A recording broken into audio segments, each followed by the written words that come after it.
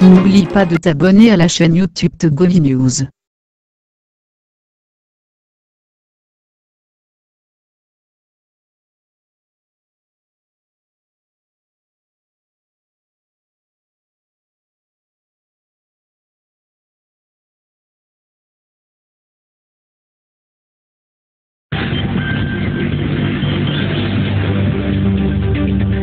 Madame, Monsieur, bonjour, bienvenue, nous sommes très heureux de vous retrouver ce lundi matin sur la radio Taxi FM Lomé. Taxi Presse de ce jour, c'est avec Gérard Ouessan, le patron du journal Sika, Sylvestre Béni, le patron du journal La Manchette, Jacques Gacouti, éditorialiste, et Elom Atisogwin, le patron du journal La Nouvelle Tribune. Les choses se précisent désormais pour le scrutin législatif du 20 décembre. Un point sur le recensement a été fait vendredi dernier où un peu plus de 3 millions de Togolais se sont inscrits sur la liste électorale. C'est du moins ce qu'a déclaré le président de la Commission électorale nationale indépendante. On ouvrira le débat là-dessus tout à l'heure et nous avons aussi une idée sur les forces en présence, UNIR, UFC, NET, PDP, MRC, MPDD, ancien au but, CLÉ, CPP et 27 listes indépendantes. On comprend qu'aucun parti de la C14 n'a fait acte de candidature et pendant ce temps, la question des réformes est toujours au centre des débats. La tenue des élections sans les réformes qui s'imposent ne résoudra pas le problème togolais, mais ne fera qu'exacerber les tensions et les violences, déclarées encore il y a quelques jours la conférence des évêques du Togo dans un message pastoral. On va en parler avec les confrères en studio. Bienvenue. Retour en studio avec les confrères. Bonjour Gérard Ouessan. Bonjour Eric, bonjour à tous les auditeurs et bon début de semaine. Merci de nous avoir rejoints. Moi je pense que votre micro n'était pas bien ouvert. Bonjour Gérard. Ah ben donc mon bonjour n'avait pas été entendu. Bonjour à tous bonjour à tous les auditeurs. Bonjour aux auditeurs et je souhaite un bon début de semaine à tous ceux qui nous écoutent. Merci beaucoup Gérard. Bonjour Sylvestre. Oui, bonjour Eric et bonjour à toutes et à tous. Merci d'être avec nous ce matin. Bonjour Elom Atisogwin. Bonjour Eric et bonjour aux éditeurs et bonjour aux confrères et bonjour en particulier à tous ces patrons de presse qui se retrouvent du côté de Sokodé dès ce lundi. Bon, il y a certains qui sont déjà en route et à partir de demain, aujourd'hui et demain pour les journées portes ouvertes de la presse togolaise. Ben, on y sera tous alors. Donc on va parler de la presse togolaise, de nos difficultés. Il faut qu'on parle bien de nous quand même. Est-ce qu'elle se porte bien à votre goût, Elom? Bon, d'abord, j'ai une pensée particulière ce matin à Dimas Dikodo, oui. Directeur de publication de Forum de la semaine, par rapport à l'accident qu'il a eu hier. Toutes mes pensées à son égard ce matin et je profite de l'occasion pour lui souhaiter un prompt rétablissement. C'est vrai qu'il y a plus de peur que de mal. On rend grâce pour sa vie. Maintenant, par rapport aussi à l'état de cette route-là, dont on a suffisamment parlé, et je pense que l'occasion fait le larron. En une minute, je prie les autorités de pouvoir faire quelque chose par rapport à cette route et par rapport aux nombreuses routes, dont la route d'Adi-Dogomé qui se trouve dans un état total, enfin dans un état de délabrement total, et il faut vraiment qu'on puisse véritablement s'y pencher dessus. Mais sur la route, l'avenue Jean-Paul II, où on a une grande route sans terre-plein central, sans lampadaire, sans rien du tout. Vous avez vu la dernière fois avec Dimas ce qui s'est passé. Je pense quand même qu'au niveau des autorités, ça doit les interpeller par rapport à cela. Maintenant, par rapport à la presse, si la presse se porte bien, oui. Votre avis? Je crois, ce matin, j'ai également, moi, à l'endroit de tous ceux qui nous lisent et tous ceux qui nous écoutent, je pense que on est à une période charnière de l'histoire du Togo. Et moi, je ne permettrai pas une seule minute, un seul instant, on est ouvert aux critiques, on est ouvert à tout ce qui peut nous permettre de nous améliorer, on est ouvert à tout ce qui peut nous montrer la voie par rapport à une performance ou à une professionnalisation, enfin une meilleure professionnalisation de la presse. Mais il y a de ces choses des fois qui écœurent. Et aujourd'hui, je dirais pas que la presse se porte bien, mais je crois quand même qu'on fait notre travail. Et malgré les difficultés, on a des moyens précaires pour pouvoir exercer notre métier convenablement.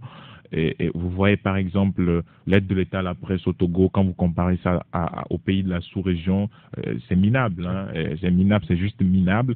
Mais je crois qu'on fait de notre mieux pour nous professionnaliser. On fait ce qu'on peut faire pour essayer d'informer le public, malgré toutes les difficultés que nous avons au niveau de nos rédactions, malgré le fait qu'aujourd'hui il y a un problème de ressources humaines qui se pose sur le terrain. Il y a beaucoup de choses qui peuvent être faites, mais qui ne sont pas encore faites parce que il y a quand même des étapes ou des passages obligés.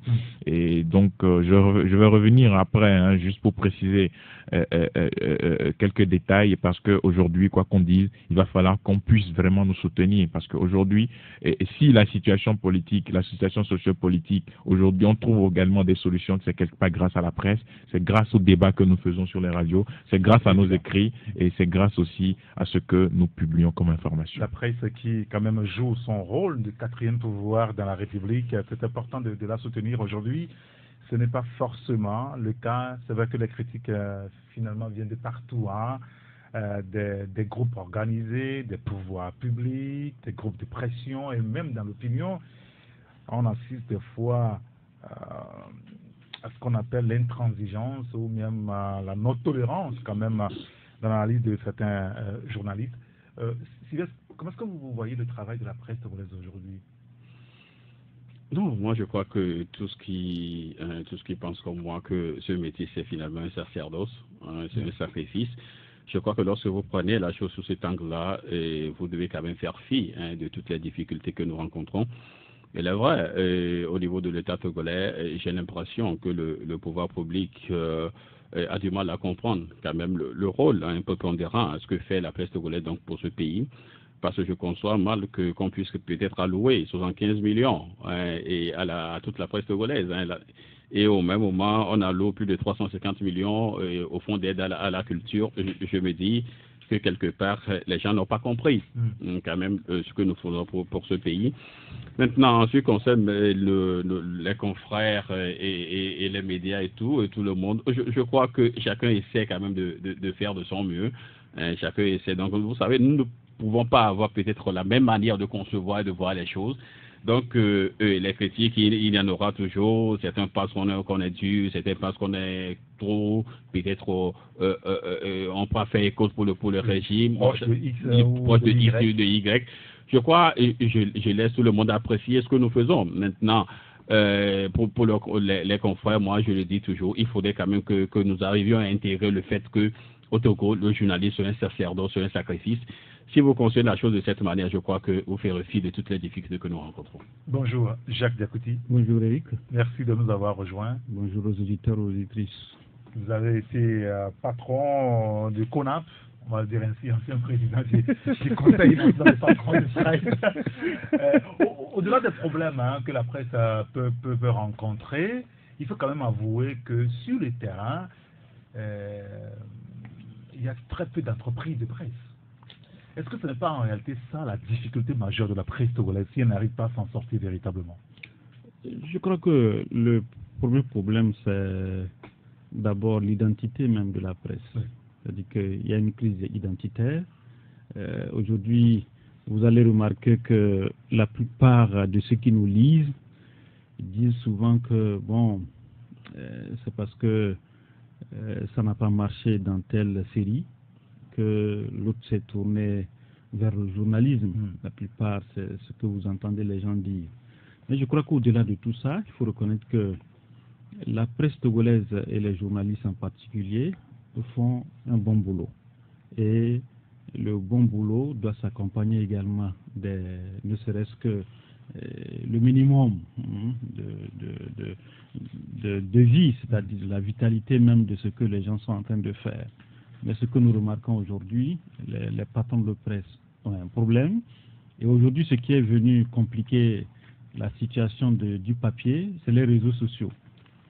La plupart des informations, il est vrai que les informations sont traitées sur le papier, mais l'information qui est traitée par exemple sur le papier un jeudi se retrouvent déjà le lundi sur la place publique. Et s'il faut que c'est encore mieux. Il semble que le jour même où vous éditez, on n'a pas encore fini de lire votre journal dans les l'information. Les articles se retrouvent sur les réseaux sociaux. Donc je crois que c'est un problème. Il faudrait également que les responsables des associations que nous avons aujourd'hui puissent réfléchir sur cet aspect-là. Les réseaux sociaux face au papier, face à la radio et face également à la télévision. C'est très important. Vous prenez une vieille, par exemple, qui est dans un coin reculé du pays, elle prend par exemple son portable, elle fait un vocal, elle balance, et puis bon, à l'instant T, quelqu'un qui est aux États-Unis là a l'information. S'il faut attendre par exemple un papier, et si je prends le cas de mon confrère Sika, qui paraît souvent les jeudis, je crois. Les mercredis. S'il va paraître un mercredi, une information. Un mercredi sur 2. Et voilà, une information qui sort aujourd'hui lundi, s'il faut attendre par exemple mercredi pour la voir, vous voyez que c'est un peu compliqué. Donc je crois aujourd'hui il faut s'adapter également à cette situation. Il est vrai que le papier ne va pas disparaître, mais ce à quoi nous assistons aujourd'hui, c'est que les gens n'arrivent plus à acheter le papier. Et ceux qui achètent ce papier, vous allez voir que quand, je ne sais pas si vous êtes amusé une fois à aller vers le CASEF, moi je me suis une fois amusé à aller là-bas, vous allez voir ce qui se passe dans ces bureaux. Pas seulement au CASEF, la plupart des bureaux de l'administration, les gens se passent les journaux. C'est-à-dire que quand telle personne il finit de lire, il passe à X, à Y, et en fin d'après-midi, celui qui allait livrer par exemple ce journal là-bas retourne, il prend 50 francs ou bien 200 francs, il s'en va. Vous voyez, donc c'est des choses qui font qu'aujourd'hui, quand on dit que les journalistes ne vivent pas de leur métier, c'est vrai. Mais il est important que les journalistes que nous sommes, les patrons de presse, puissent s'adapter également à la nouvelle technologie, ce à quoi nous sommes en train d'assister aujourd'hui. Gérard, les journaux, les journalistes, les patrons de presse, tout ce moment ne vit pas quand même de son métier. Est-ce la faute des autres? Quand quelqu'un ne vit pas bien, comment il peut rejeter la faute sur les autres? D'abord, disons que moi je fais la remarque, quand vous voyez les 2 dernières années, regardez le nombre de journalistes qui sont morts. Les derniers, Mélias Moukali ou je ne sais pas quoi, tous ces gens-là. Moi je ne maîtrise pas trop bien ces choses-là parce que c'est des trucs que je refoule, parce que c'est des mauvais événements. Mais quand vous voyez tous ces journalistes qui sont morts par accident, par maladie, dans la misère, c'est beaucoup quand même. C'est beaucoup. Donc les journalistes, ils vivent pas bien, ça c'est le premier constat. Et ce que je remarque aussi, c'est que nous-mêmes, est-ce que nous nous donnons la valeur qu'il faut? Je ne veux pas critiquer ce qui se passe aujourd'hui. Je suis membre. Vous avez le droit quand même de poser votre regard sur la tout sujet. Confraternité oblige parfois. Ça il faut existe pas. encore, ça? Ben disons, c'est pas moi quand même qui vais donner le coup de grâce à la confraternité, mais je suis pas par exemple d'accord personnellement qu'on ait 100 millions de francs comme aide de l'État à la presse. À toute la presse, quand on dit 100 millions, les gens pensent que c'est beaucoup. En fait, c'est des miettes qu'on reçoit et au même moment, ben, au lieu de pleurer, nous-mêmes, nous allons fêter. Si moi j'avais à prendre des décisions dans le CONAP, on ne fêterait pas. Si j'ai l'argent pour faire les journées portes ouvertes de la presse, ben, que les confrères m'en excusent, ben, j'en ferai autre chose. J'équiperai par exemple la maison de la presse.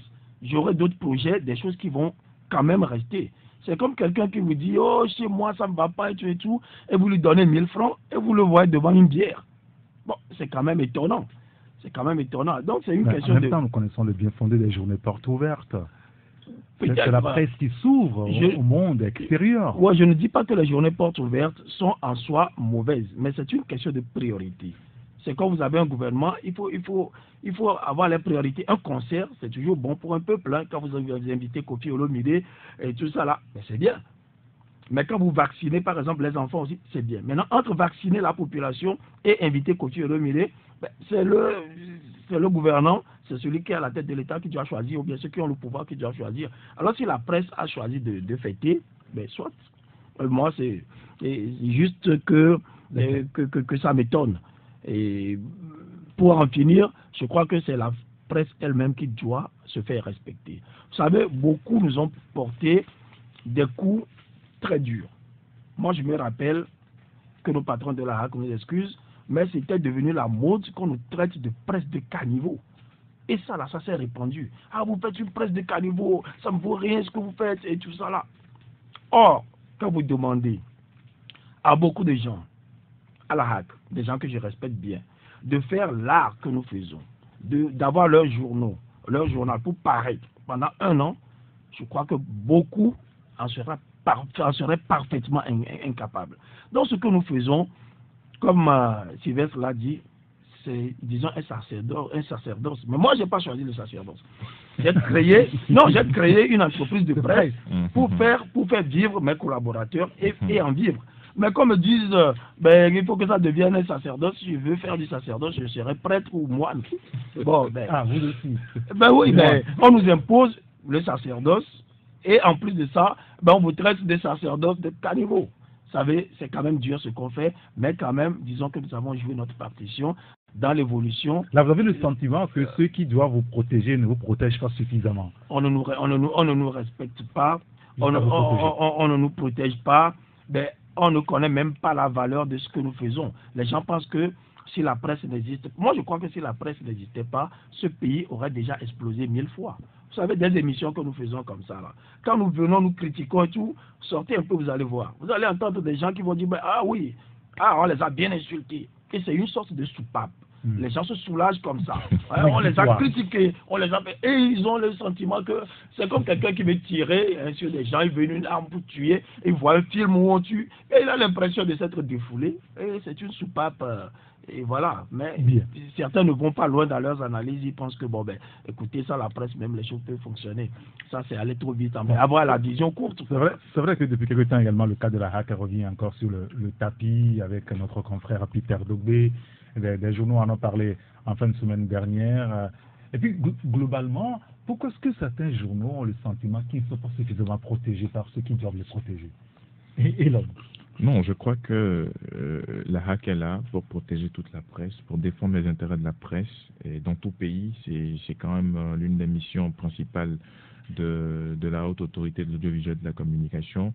Mais ici, comme l'a dit Gérard, quelque part, nous aussi nous sommes responsables de notre situation, il faut le reconnaître, quelque part. Il y a beaucoup de difficultés sur le terrain et aujourd'hui on se rend compte que nous sommes lésés, nous sommes laissés pour compte et on ne prend pas suffisamment en compte nos préoccupations. Et quand vous voyez aujourd'hui l'état dans lequel se trouve la maison de la presse, c'est quand même déplorable. Quand vous avez ces gens qui travaillent et vous voyez l'état dans lequel ils travaillent, leurs conditions de vie et de travail, c'est quand même déplorable pour la presse au Togo. Et moi, j'aimerais qu'on puisse véritablement faire, qu'il y ait véritablement un sursaut pour qu'on puisse véritablement revoir qui doit faire ça en dehors des journalistes? Est-ce qu'au sommet de l'État, on a le sentiment que la presse, ou est-ce qu'on reconnaît que la presse a un rôle important à jouer dans la cité et il faut l'accompagner? Ou parce qu'elle est critique, on la laisse mourir? Parce que le débat est aussi à ce niveau. Oui, le débat est également à ce niveau. Combien de fois on n'a pas plaidé pour l'augmentation de l'aide de l'État à la presse? On a plaidé plusieurs fois. Je me rappelle les circonstances dans lesquelles même cette maison de la presse qu'on a aujourd'hui a véritablement été dénommée ou baptisée maison de la presse. Et il faut qu'au niveau de l'État, on puisse nous encourager à travers l'enveloppe de l'aide de l'État à la presse ou une augmentation de cette aide-là pour qu'on puisse sortir des sentiers battus. Comme Gérard l'a dit, je ne suis pas venu également dans la presse pour faire un sacerdoce. C'est une entreprise de presse. Quand vous avez l'OTR au cul, et excusez-moi le terme, à la fin de l'année, on ne vous dit pas que vous faites un sacerdoce. Si vous faisiez un sacerdoce, l'OTR ne sera pas derrière vous pour vous dire redressement, on va faire un petit contrôle pour voir combien vous payez et tout ça. Donc, il va falloir qu'on puisse nous-mêmes aller au-delà de cela. On a des organisations professionnelles de presse. On a dit, on peut aller vers les intrants par exemple, le papier, etc., voir comment négocier des taxes, comment alléger nos conditions de travail, juste pour l'imprimerie d'abord. Ensuite, on peut aller vers des accords avec la CNSS pour la déclaration de nos employés ou des journalistes, on peut revoir également le côté formation. Aujourd'hui, on a 2 écoles de formation en journalisme, c'est insuffisant. C'est pourquoi quand l'État dit souvent que les journalistes n'ont pas un bon niveau, n'ont pas ceci, n'ont pas cela, mais vous avez combien d'écoles de journalisme dans le pays? Vous en avez combien?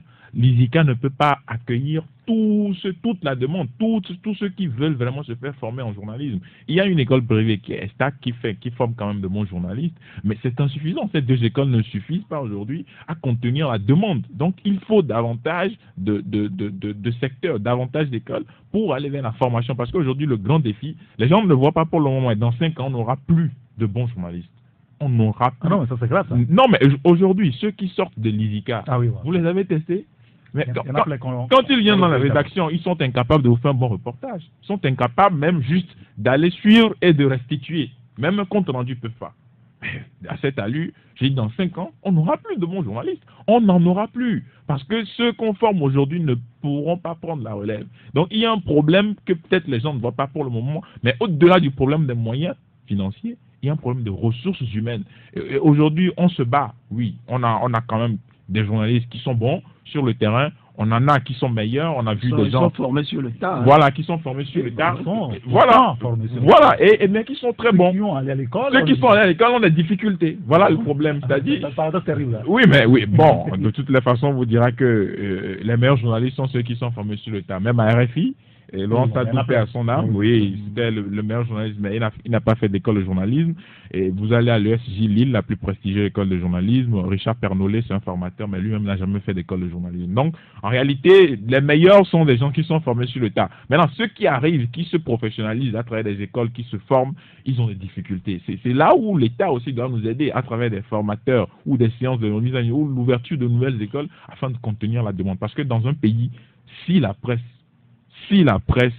meurt ou chute, je pense qu'on laisse libre cours aux rumeurs qui vont prendre le dessus et qui vont mettre le pays à feu et à sang. Ce n'est pas normal. Oui, Sylvestre. Non, moi je crois qu'il y a une citation donc d'un ancien président américain, Thomas Jefferson, qui disait justement que lui préfère, s'il faut choisir entre un gouvernement sans journaux et des journaux sans gouvernement, il choisit la deuxième option. Ce sont des gens qui ont compris quand même le rôle donc de la presse dans une société. Mais quand on prend le cas du Togo, j'ai l'impression que si certains ont même quand même la possibilité ou peut-être la magie de faire disparaître les journaux aujourd'hui, je te le dis. S'il y a certains à qui on peut dire aujourd'hui, vous avez la possibilité de faire disparaître les journaux au Togo, ils vont le faire. Franchement, j'en connais. Je suis sûr de ce que je dis. Je vous dis, il y en a tellement. Même aujourd'hui, même l'impression que du moins la manne que le gouvernement donne, et du moins à la presse togolaise, c'est une caricature assez parfaite, que les gens n'arrivent pas à intégrer le rôle prépondérant que joue la presse au Togo. Parce que vous ne pouvez pas quand même peut-être jeter sur les 75 millions, 100 millions à toute une panoplie de journaux, et au même moment vous donnez plus de 500 millions ou même des événements qui, ma foi, n'honorent même pas, du moins c'est notre tradition. Suivez mon regard, je parle donc d'un événement que nous avons tous les ans ici au Togo, où on dépense des milliards, ne serait-ce que pour aller voir les cuisses des jeunes filles. Maintenant, ici au Togo, c'est pas évaluant, c'est pas évaluant. Ça c'est du Togo, ça. Donc, aujourd'hui, je crois que le gouvernement togolais n'a jamais intégré le fait que nous travaillons pour ce pays. Pour certains, nous sommes peut-être en mission, ne serait-ce que pour faire tomber du moins leur pain quotidien. Mais il faudrait quand même qu'on comprenne que sans la presse aujourd'hui, je crois que ce pays n'en serait pas là où il est aujourd'hui. Non, je crois que la responsabilité nous revient aussi en tant que journaliste et en tant que. Est-ce qu'on se fait respecter suffisamment? C'est ça, au fait, c'est ça le problème. C'est-à-dire que quand vous voyez, vous prenez par exemple, vous lisez les conclusions des assises de la presse, ces assises qui ont eu lieu à Palimé. Mais tout ce que nous sommes en train de dire, ceux qui ont eu la chance de lire ces conclusions, vous allez retrouver tout ce que nous sommes en train de dire. Mais je crois que c'est l'application qui est un problème. Si aujourd'hui, excusez-moi, l'État, ou soit le ministère de la Communication, prend aujourd'hui cette décision et la met en pratique, on ne serait pas ici aujourd'hui. Or, quand on parle de l'aide de l'État à la presse, quand on parle de la formation, quand vous lisez ces conclusions, il y a la convention collective. Vous savez, c'est la période d'information. Oui, hein. bon, quand les élections arrivent comme ça, non, ça il y a des sous à justifier un peu partout et bon, tout le monde s'y met, quoi. Je crois qu'il faut quand même former, mais ce qui est important, il faut pérenniser les acquis quand même que nous avons parlant de ces assises-là. Moi, je tiens toujours à ce que le ministère de la Communication et la HAC puissent mettre en application les retombées de ces assises de la presse. Aujourd'hui, quand vous prenez la plupart des journalistes qui travaillent, que ce soit au niveau des rédactions, des radios, des télévisions, vous voyez qu'il y a certains même qu'on n'arrive même pas à payer ce qu'on appelle le SMIC. Oui. Certains n'en ont pas. Et quand vous prenez certains patrons de presse, ils ont des difficultés. Le patron de presse, quand vous prenez son sac, il y a tout dedans. Vous voyez, il circule avec son cachet, il circule avec tout. Son ordinateur. On ne sait jamais. Je crois qu'il est important aujourd'hui que, moi je le réitère, il faut que la HAC prenne ses responsabilités, le ministère également de la Communication, pour mettre en application les résultats issus effectivement de ces assises de la presse. Très bien. Vous voulez placer un mot, je voulais qu'on marque une pause. Alors après la pause, je vous donnerai 1 minute et puis on va aborder un autre sujet.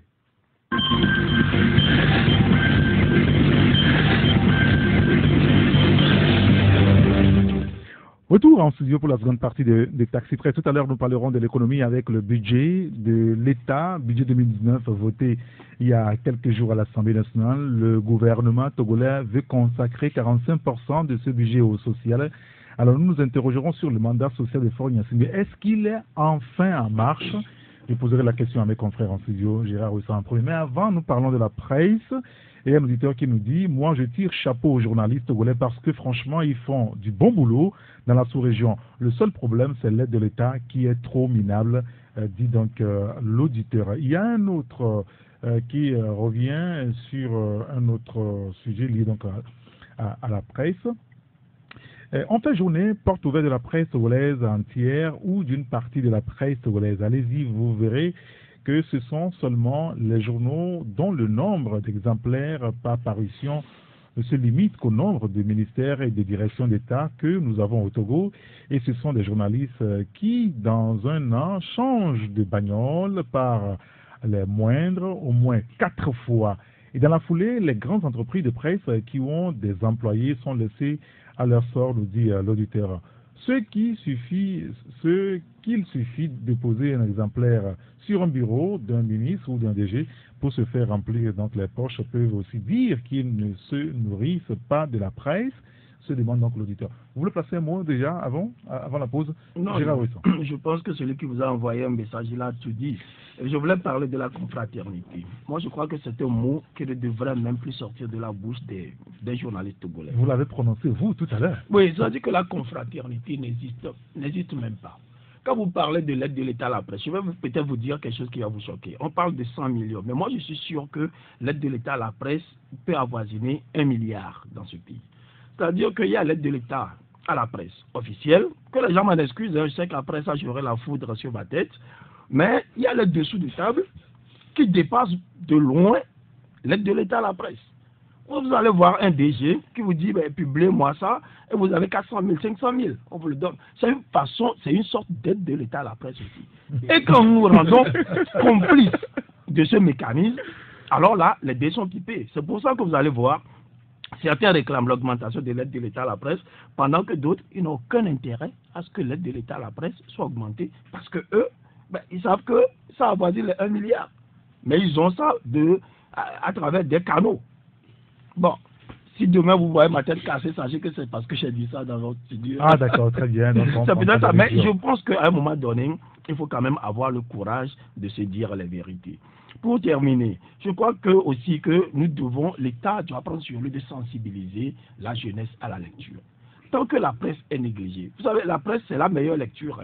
Le canard que vous prenez le matin, vous lisez rapidement, rien de comparable avec un roman que vous devez lire peut-être 1 jour, 2 jours. Le journal, c'est des analyses, et ça forme le jeune à savoir là où il va.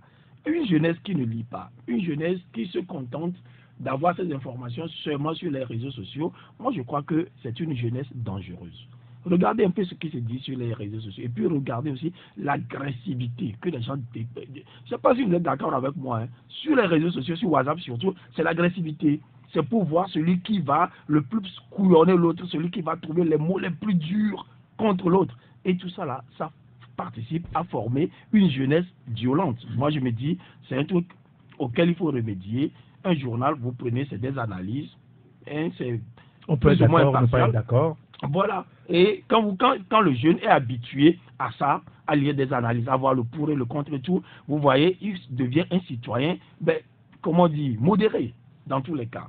Et je vais dire que je voulais finir comme ceci, mais pour terminer,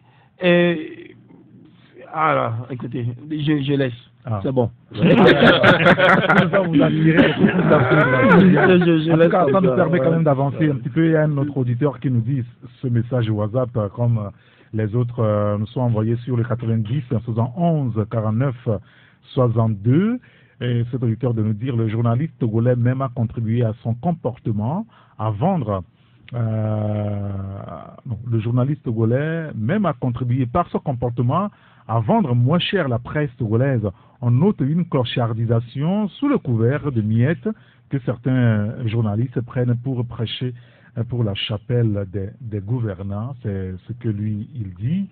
Un autre qui nous envoie ce message à l'instant même. Le mal de la presse, c'est qu'il existe des journalistes vrais et des journalistes partisans des partis politiques. Comment peut-on faire du bon boulot, se demande-t-il. Voilà.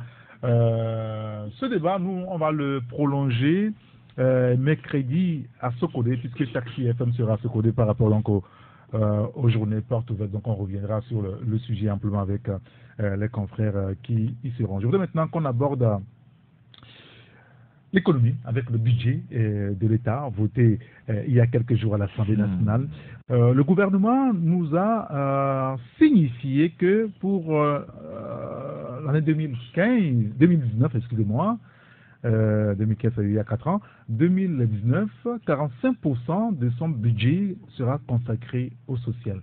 Est-ce que vous y croyez, vous, Siles Béni? Et Eric, tu sais, je t'admire beaucoup, je t'apprécie beaucoup parce que tu as quand même cette force-là de répéter, et ça c'est des promesses non tenues. Tu sais? Bon? Et en 2005, je crois que lorsque le président actuel, Faure Gnassingbé, est arrivé au pouvoir, il est venu avec un projet de société bâti, on parlait donc à l'époque des 20 plus de forts. Oui, bien sûr. Des 20 plus de forts, je m'amusais tout à l'heure à voir ce que nous avons. Il parlait donc de réconciliation de l'unité nationale. Et il disait à l'époque que le Togo doit se réconcilier avec lui-même. Il doit accepter ses différences, mais renforcer son unité du nord au sud, de l'est à l'ouest.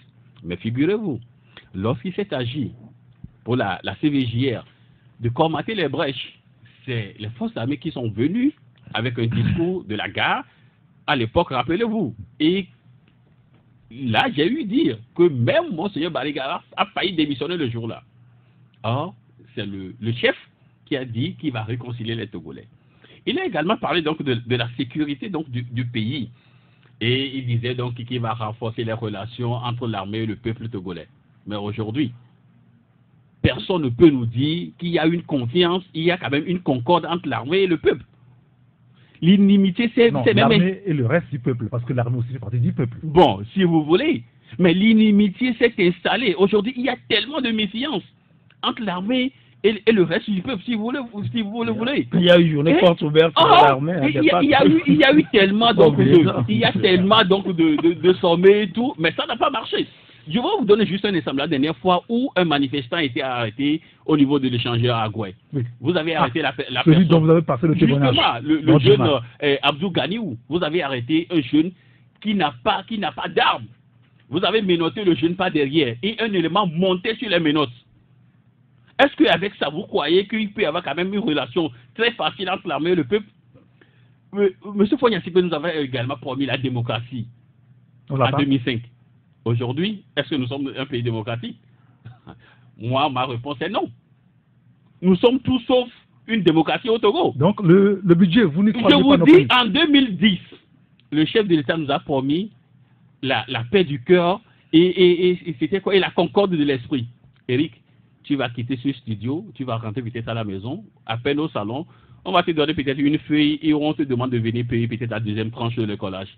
Oui. Je demanderai à ce moment si tu auras la paix du cœur. Donc, la paix du cœur, c'est dans des petites choses qu'on peut le voir. En 2015, on nous parle de mandat social. Et même, le chef de l'État est allé plusieurs fois en Italie, même pour avoir peut-être la bénédiction du pape François. Mais finalement, on s'est rendu compte que le mandat social décrété par Fonya Singbe est devenu le mandat de toutes les abominations que nous avons vues. C'est au cours donc de ce mandat où nous avons tellement eu de problèmes dans ce pays. Tous les secteurs sont en ébullition. Et les enseignants en grogne, et les praticiens hospitaliers, même au sein même de la fonction publique, notamment dans le département de ce ministre-là que les Togolais ont quand même décerné le prix donc, des silences en mensonge. Il y a même eu des grognes dans son département. Ça veut dire qu'on nous a tellement promis des choses dans ce pays et le gouvernement n'a jamais tenu. Figurez-vous, c'est au lendemain même du mandat social annoncé par Fonya Singbe qu'un jeune Togolais a été abattu dans les environs de la présidente de jeune Alabi Nouroudine, qui réclamait à l'époque la baisse du prix des produits pétroliers. Donc, on nous a tellement... Donc, ça veut dire que lorsqu'on parle de mandat social, la réponse est assassinat et meurtre. Ouais. Ça veut dire qu'aujourd'hui... Non, c'est ça la caricature. C'est ça la caricature. Lorsque les Togolais demandent, rappelez-vous, monsieur le Président, du mandat social, c'est les bastonnades, c'est les coups. Finalement, donc, aujourd'hui, on nous promet encore 45% de quoi du budget. Oui. Donc, je préfère qu'on aille même à 100%, mais que le chef de l'État garde cela. Parce que les Togolais n'en ont pas besoin. D'accord, très bien. Merci beaucoup, Assilef. Je ne sais pas si vous tiendrez le même langage, Jacques Diakouti. Mais le gouvernement nous dit aujourd'hui que 45% de tout le budget sera consacré au social. Ça doit être une bonne nouvelle quand même. Je crois que le confrère Sylvestre est revenu sur des aspects. Il est vrai que on ne peut pas associer la violence à un mandat social. Parce que quand tu lis un mandat social aux violences, c'est plus finalement un mandat social. Donc je crois que c'est la différence que je voudrais faire par rapport à ce qu'il a dit tout à l'heure. Il est vrai que quand on parle du mandat social aujourd'hui, il y a beaucoup de portes de résistance. Parce que quand on met des sous, souvent ces sous-là n'arrivent pas à régler parce que la plaie est tellement béante, parlant du social, si bien que lorsque le gouvernement essaie de mettre un sou quelque part, on voit en ces sous-là que cela n'atteint pas son objectif parce que il y a tellement de besoins. Ce n'est pas un échec, mais il y a tellement de besoins. Quand vous prenez le secteur de l'éducation, vous prenez le secteur de la santé, je crois que c'est des secteurs où il y a beaucoup de sous, hein, ces secteurs-là engloutissent beaucoup de sous.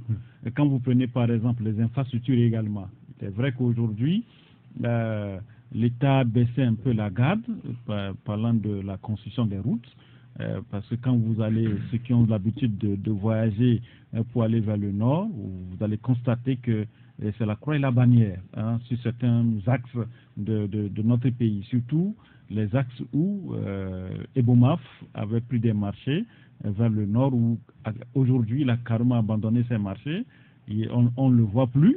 Et finalement, c'est plus des routes que nous avons. Hein, quand vous prenez certaines localités du Nord. Là, il faut savoir ce qui s'est passé entre-temps. Justement, c'est ce que j'ai dit. Bon, parce que il n'y a plus de routes. C'est le préfinancement qui est quand même roi chez nous. Oui, c'est les PPP. C'est vrai on ne donne pas l'argent aux soutiens. Il faut faire le travail. Il faut faire le travail. Mais il est important que l'État puisse sévir également. Parce que s'il faut que vous déboursez de l'argent pour payer à quelqu'un et finalement la personne elle-même débourse son argent pour faire et après vous ne le remboursez pas, mais vous voyez que c'est quand même un problème. Je crois que parlant du mandat social également, il était question également de la construction, essayer de voir comment renouveler les hôpitaux, surtout CHU. Vous parlez des poches de résistance où que les besoins sur le terrain se révèlent plus grands que ce que le président a promis. Bien sûr. On pourra parler d'échecs. Alors aujourd'hui, est-ce qu'il faut continuer par croire à ce genre de discours? Non, c'est ce que quand on sait que quelque part, encore vers la fin de l'année 2019, on fera ce qu'on appelle collectif budgétaire. Oui. C'est-à-dire qu'on se rendra compte, chaque année depuis, on se rendra compte que bon, voilà, on ne peut pas tenir les promesses et puis voilà, on fait d'autres votes. Non, je ne parlerai pas d'échec. Moi, je l'ai toujours dit, vous savez, quand vous prenez notre pays... Non, mais quand on ne remplit pas une mission, c'est un échec. Pourquoi est-ce que vous avez peur des mots? Non, je n'ai pas peur des mots, mais je ne parlerai pas d'échec. Mais plutôt, vous savez, on ne fait pas souvent l'évaluation des besoins dans notre pays. Avant de parler. Juste, pas parler, mais avant d'exécuter. On ne fait pas les évaluations. Mais ça dit que si on nous dit... Il y a des problèmes dans le pays, nous voulons régler le problème social. Ça suppose qu'on a fait des évaluations. On n'a pas fait. Il y a des évaluations qu'on ne fait pas souvent. Prenez le cas des enseignants. La revendication des enseignants, par exemple, où on était obligé de chercher des fonds, ne serait-ce que pour satisfaire les enseignants avant la rentrée. Vous voyez? Donc, c'est des prévisions quand même qu'il faut faire. On sait que, par exemple, dans 10 ans, s'il faut investir, par exemple, pour refaire la route de Ségué, c'est une prévision qu'on doit faire. Oui, il ne faut pas attendre que, par exemple, qu'on dise que la petite route qui reste, il a plu et que l'eau a emporté tout ce qu'il y avait. Donc, il faut courir de gauche à droite pour chercher encore un fonds quelque part pour aller reconstruire cette route. Et on dit, par exemple, qu'il y a un pont qui est cassé quelque part, on n'avait pas prévu, peut-être ce qu'on avait prévu pour faire peut-être construire un autre bâtiment quelque part, on essaie de racler ces sous-là pour aller... Vous voyez? Donc, c'est pourquoi j'ai dit il est important, en toute chose, il faut prioriser. Et quelle vision vous avez par rapport à cette vision, à ce mandat social au fait? Au fait, c'est ça. Donc, je crois qu'aujourd'hui, peut-être qu'on pourra combler ce déficit avec le PND, parce que ceux qui ont lu un peu le PND, je crois que c'est des choses quand même que moi je trouve quand même positives dans ce PND-là, parce qu'aujourd'hui, quand vous prenez même notre secteur, parlant de la HAC, aujourd'hui, il y a également un volet où on doit reformer également, ne serait-ce que la HAC sur la législation même des médias que nous sommes. Même j'ai appris qu'il y a un test qui a passé à l'Assemblée nationale, mais jusqu'à présent, aucun journal n'a fait cas. Je ne sais pas si c'est vrai ou il paraît qu'un texte est passé où on dit aujourd'hui qu'on peut révoquer un membre de la HAC. C'est voté? C'est ce que j'ai appris, mais je ne sais pas si c'est vrai. Je ne sais pas si c'est confirmé. On va révoquer pas mal quand même. Merci beaucoup. Donc, je crois que le mandat social, je crois que c'est un bon programme, un projet, mais il est important aujourd'hui qu'on puisse prioriser ce projet et voir également l'efficacité de ces projets-là et comment ces projets-là sont exécutés. Oui, sur le terrain, c'est un vrai problème. Ouais. Et là, dans votre journal, vous parlez beaucoup économie. Là, on nous dit aujourd'hui que, voilà, écoutez, le mandat social, on a commencé, il reste encore 2 ans pour faire le travail, on veut consacrer 45%. Vous y croyez, vous, par rapport à vos analyses? Sur le plan économique? Je crois qu'il faut aujourd'hui faire économie de beaux discours. On en a suffisamment entendu. Et par rapport au développement économique du pays, par rapport à beaucoup de choses. Aujourd'hui, je pense que l'urgence sur le plan économique, c'est d'arriver à rassurer le secteur privé suite aux difficultés que ce secteur a depuis le déclenchement de la crise sociopolitique togolaise. Et c'est vrai qu'on parle du mandat social, mais on ne peut pas faire de mandat social sans l'appui au secteur privé qui est pourvoyeur de richesses et créateur d'emplois. Et je suis quand même sidéré de constater que enfin de voir ce qui est réel, ce qui est urgent, parce que quand on parle de doing business, quand on parle du classement du Togo, quand on parle de tout cela, ça a un lien avec le secteur privé. Et sans les entreprises, le doing business n'évoluera pas. Sans la création d'entreprises, on n'arrivera jamais, malgré les facilités de l'État, malgré tout ce qu'il y a comme souplesse dans la création des entreprises et les avantages que l'État offre, on n'arrivera jamais à s'en sortir. Et donc, le mandat social, lui, on en parle depuis 2015, mais je pense que l'État a suffisamment pris du retard, sinon le président de la République a pris du retard à décréter ce mandat social-là. Les difficultés sur le plan social existent. Les difficultés sont graves et criards par rapport au Togo. Il y a un auditeur qui attire notre attention sur le SMIC et qui n'est pas payé au Togo. Oui, dans beaucoup de secteurs, il y a des enseignants qui sont à 30 000 francs par mois. Mais c'est incroyable ça. Oui, mais moi, souvent, je m'amuse en disant que vous prenez 30 000 francs par mois, il y a Canal Plus qui vous attend. Vous faites un réabonnement de Canal Plus de, je sais pas, 5 000, si c'est le foot, vous avez regardé, vous avez 10 000 ou 18 000, et il reste combien? Et il y a les enfants, il y a madame, il y a vous-même. Et donc, vous voyez que les difficultés sont quand même énormes. Et pour la petite histoire, et je ne sais pas si on vous a dit comment on a pu arriver à ce niveau du SMIC de 35 000 francs, demandez aux gens, ils vont vous dire. Non. Le jour de la signature de cette convention, en transportant le SMIC à 35 000 francs, vous allez interroger des gens, interroger des gens au niveau du patronat, ils vont vous dire comment ça s'est passé. Et les gens se sont désolidarisés parce qu'ils n'étaient pas d'accord qu'on puisse arriver à 35 000. Ils voulaient aller au-delà de 35 000. Et quand vous écoutez tout cela et que vous faites les liens, et quand le président dit par exemple qu'il y aura un forum présidentiel de la jeunesse aussi, ça aussi c'est dans le mandat social, et un forum présidentiel de la jeunesse où les jeunes entrepreneurs vont avoir l'opportunité, l'occasion de pouvoir parler, de s'exprimer, etc. Et nous, en mars, c'était en avril, on a dit que ce truc n'allait jamais se tenir. On a dit que c'était reporté. Les gens nous ont pris pour des oiseaux de mauvaise augure en disant non, que c'est nous qui jetons du sable dans la farine et tout ça. Mais on est déjà en décembre, bientôt, dans 3 jours. Et le forum présidentiel de la jeunesse n'aura finalement jamais lieu. Et c'est ce qu'on constate, hein. Et c'est pas que c'est de la prophétie. On a constaté que ça ne va pas avoir lieu et on est là. Et bon, maintenant, si on parle de budget et on dit 45% en 2019 au mandat social, et sur l'année 2018, l'exécution du budget, avec toutes les difficultés qu'il y a eu, on fait un collectif budgétaire déjà sur le premier semestre de l'année, et parce qu'on a des difficultés, mais puis malgré tout cela, on fait encore des promesses pour 2019 en disant 45% va consacrer au mandat social. Non, c'est pourquoi je dis qu'il faut faire économie de beaux discours. La situation sociopolitique telle qu'elle se présente aujourd'hui a des répercussions terribles sur le budget de l'État.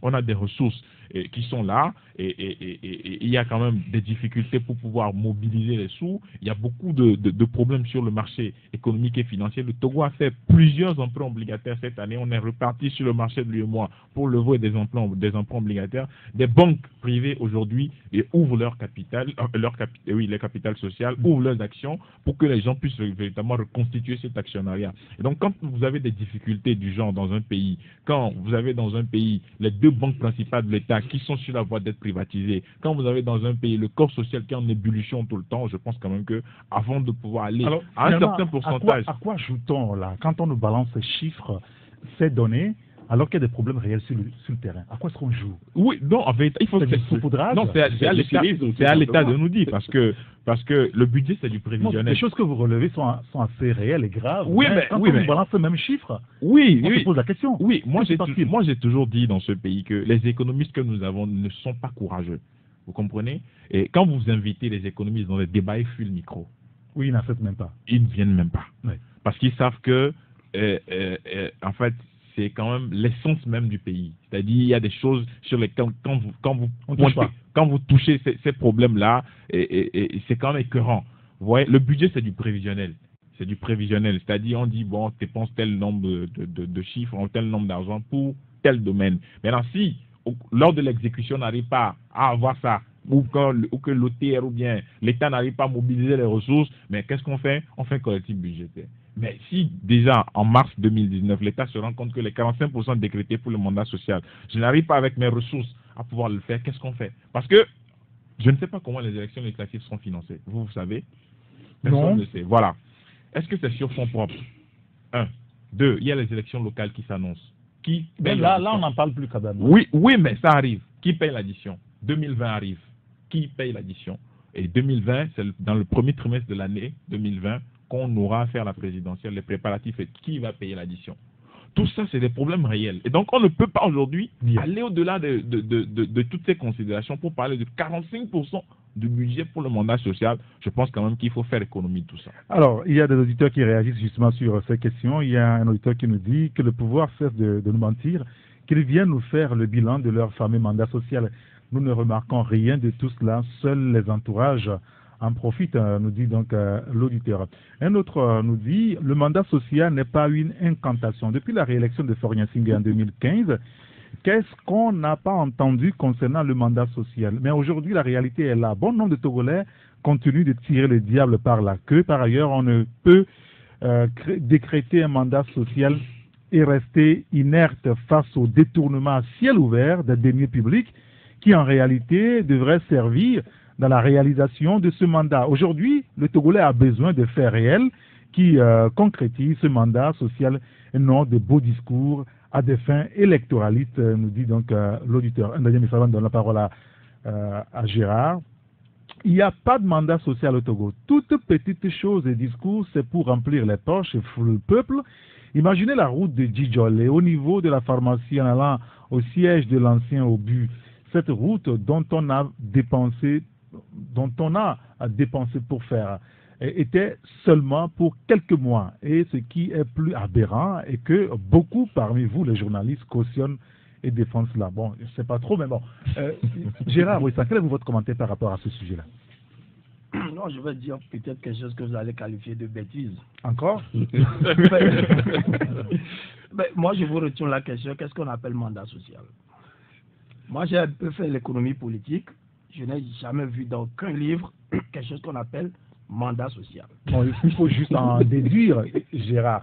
Ne faites pas de la philosophie. Non, je ne fais pas de la philosophie. Il faut juste en déduire qu'on parlera dans ce mandat du social. On fera beaucoup du social. Ouais, ça veut dire quoi, social? Vous savez, les mots n'ont de sens que dans un contexte. Quand vous parlez, par exemple, de, je ne sais pas moi, prenons n'importe quel mot. Hein. Quand vous prenez axe, je prends par hasard le mot axe. Le mécanicien, quand il vous parle de l'axe, c'est différent. Oui. Quand vous parlez de l'axe en histoire, on va vous dire c'est le contraire des alliés. Il y avait l'axe et les alliés. Oui. Ça, j'ai pris par hasard le mot axe. Hein. Tous les mots que vous prenez, ça a un sens seulement dans un contexte. Celui qui vous a dit qu'il va faire un mandat social, est-ce que vous lui avez posé la question, qu'est-ce que vous mettez dans le concept de mandat social? Personne ne lui a demandé ça et on se met à gloser sur les résultats de quelque chose que nous ne comprenons même pas. Mandat social, ça veut dire quoi? Il va vous dire, moi en achetant les gaz lacrymogènes, c'est des investissements sociaux. Non, vous lui direz que c'est non, non, mais Gérard. Mais quand M. Bawara vous dit, il faut avoir la paix à Décon, vous ne devez pas marcher parce que les gens font du business là-bas. Il va vous dire, mais moi j'ai investi dans le gaz lacrymogène pour que ceux qui vendent les portables là-bas puissent continuer à faire leur business. Est-ce que c'est pas du social? Mais c'est du social. S'il n'y a pas la paix, on ne peut pas vendre les portables. C'est du social. Quand on vous dit qu'on a donné de l'argent aux femmes des FAT, est-ce que ce n'est pas du social? Quand on vous dit... Alors moi je me dis, le grand problème du Togolais, c'est que nous sautons sur les choses sans demander d'abord à celui que quand quelqu'un amène un concept, on ne lui demande pas, mais monsieur, définissez-nous ce que vous entendez par là. Nous, c'est ce qu'on nous a appris à l'école. Tout concept, tout mot n'a de sens que dans un contexte donné. Quand il dit mandat social, ah, monsieur le président, qu'est-ce que vous escomptez faire dans 1 an, dans 2 ans? Quels sont les résultats que nous devons attendre de ce que vous appelez mandat social? On ne lui a pas demandé ça. Et aujourd'hui, on fait un bilan. Nous faisons le bilan de quelque chose que nous ne connaissons pas. Qu'est-ce qui nous dit qu'il n'a pas réussi son mandat social? Moi, pour moi, il a réussi, puisque nous ne savons même pas de quoi il s'agit. Et vous ne pouvez pas non plus dire qu'il a réussi si vous ne le savez pas. Ben voilà. Donc moi, j'ai de la peine à me prononcer là-dessus. On dit, il faut marquer des buts. Quelqu'un a parlé sur au Togo, ça veut dire que lui marque des buts contre son propre camp. Quoi. Oui, quand on ne définit pas marquer un but, c'est aller mettre dans les poteaux de l'adversaire. Alors quelqu'un qui marque dans son propre camp, il peut vous dire aussi c'est des buts. Mais alors que c'est une parfaite bêtise. Alors demandons toujours, surtout aux hommes politiques, quand ils nous disent, ils nous font des promesses, mais qu'est-ce que vous entendez par là? Quels sont les résultats que nous devons escompter? Sur quoi nous devons vous juger? On n'a pas demandé, mais aujourd'hui, on ne peut pas faire de bilan pour quelque chose qui n'a pas été défini. En réalité, on ne fait pas le bilan pour le mandat social de Faure Gnassingbé. On aura forcément l'occasion, lorsqu'on s'approchera de 2020, les élections présidentielles, pour y revenir, mais on nous dit qu'il y a 45% du budget qui sera consacré au social. Alors on s'interroge si franchement c'est le mandat social là qui démarre là maintenant. Moi je leur dis en même temps qu'est-ce que vous appelez social. D'accord. C'est en ce moment que je dis les 45% là, vous voulez investir dans quoi? Jacques a parlé tout de suite de routes. Bon, il parlait, c'est comme si les routes étaient des investissements pour le social. Pour moi c'est des investissements tout simplement et des infrastructures. Ça n'a rien à voir de social. Quand vous construisez un hôpital, est-ce que c'est du social? Ça, c'est des investissements qui sont appelés à terme à être rentables. Un hôpital peut être rentable. Regardez l'hôpital de Val-de-Grâce et tout ça là. C'est des gens qui brassent des milliers, des milliards que nos chefs d'État leur payent. Ce n'est pas du social, un hôpital. Et quand vous créez une clinique, vous ne faites pas du sacerdoce, vous ne faites pas du social, c'est du business. Bien. Alors, c'est quoi un investissement social? Merci beaucoup, Gérard Ruissan. Nous allons marquer une pause, puisqu'il est midi sur Taxi FM. On reviendra dans quelques secondes pour poursuivre le débat. Troisième partie des Taxi Presse avec Gérard Ruissan, Jacques Diakouti, Sylvestre Béni et l'homme Atis Ogbe. Mais avant, la liaison avec la rédaction de Taxi FM a été établie. Bonjour, Amen Assignon. Bonjour, Éric Dator. Merci de nous avoir rejoints. Vous êtes au programme pour Taxi Midi, 12h45. Quel est le contenu de votre journal? Oui, Éric, à moins d'un mois des législatives, selon le chronogramme du gouvernement, la Cour constitutionnelle est en conclave avec divers acteurs impliqués dans le processus électoral. Les échanges ont débuté à Lomé ce matin et portent sur la gestion du contentieux électoral. On parlera aussi de la conférence débat de l'Union des forces de changement ce week-end autour des valeurs que prône le parti, à savoir négociation, pardon, amour. 4e journée à la foire Togo de Lutte ce lundi dédiée au numérique au service des jeunes entrepreneurs. Samedi, le pays invité de cette 15e édition a été à l'honneur avec une forte délégation. Il s'agit du Burkina Faso. Et plus fort, Koroki et Donido, les deux représentants togolais, se sont envolés hier pour les coupes continentales. L'un joue à Dakar au Sénégal, l'autre à N'Djamena au Tchad. Le taxi était à l'aéroport avant leur départ. Nous en parlons dans Taxi Midi. Rendez-vous à 12h45. Avec votre taxi. Maintenez le cap à Ménassignon. Vous retrouvez tout à l'heure à 12h45 pour le développement de tous ces titres. À tout à l'heure. Retour en studio. Je ne sais pas, on va parler politique, mais vous voulez réagir très rapidement. Pendant ce temps, il y a un auditeur qui nous dit que Gérard a raison. Vous avez un supporter. Le mandat social s'est renforcé. L'armée, lui, c'est ce qu'il nous dit. Si vous demandez les militaires qui nous gazent, que si Fort a réussi son mandat social, ils vous diront oui, alors que nos hôpitaux sont là, sans scanner. Oui, non, en fait, moi je voulais revenir rapidement sur le rapprochement que je faisais entre le mandat social et la violence. Et là, je le dis et je l'assume, lorsque le mandat social doit être beaucoup plus ressenti au niveau du panier de la ménagère. Mais lorsque vous êtes dans la rue, souvent lors des manifestations et politiques, vous verrez que certaines viennent ne serait-ce pas pour demander le départ de Fort Yacimé, mais c'est parce que dans la maison ça ne va pas, ça chauffe.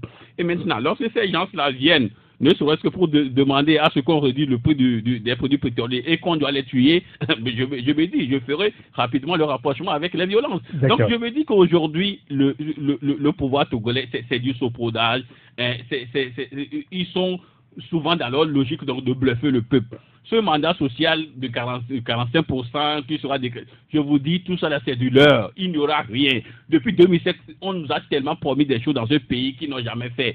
Les gens sont dans l'incapacité de le faire. Donc à chaque fois, ils vont vous inventer des choses. Comme le petit Macron le ferait, il vient au pouvoir, il dit non, en 5 ans je ferai ci, je ferai ça. Fon Yacimé va le copier, il dit en 5 ans je ferai ci, je ferai ça. Mais au final, on aura plus de passifs. On aura plus de passifs. Donc, je vous dis, ne croyez pas à ces chiffres de 45%. Il n'y aura rien. D'accord. Là, si vous le comprenez comme ça, peut-être demain, vous ne serez pas peut-être en colère contre eux. D'accord. Très bien. Il y a un auditeur qui nous dit, moi, je suis choqué quand on dit que 50% du budget sera consacré au secteur social, 45%. Vous savez, dans une économie où le tissu productif est inexistant, comment peut-on dire qu'on consacre 45% au social? Il faut plutôt encourager l'émergence du secteur industriel, ce qui conduira à une amélioration du niveau de vie de la population. Alors qu'ils assainissent les institutions, améliorent la gouvernance, mettent les infrastructures au niveau, l'État n'est pas une ONG et ne peut pas tenir longtemps avec le concept de mandat social, nous dit cet auditeur. Jacques Dakouti, et on parle politique. Bon, je crois que moi je voudrais plutôt, au lieu de parler de mandat social, qu'on puisse plutôt parler d'assistance aux populations.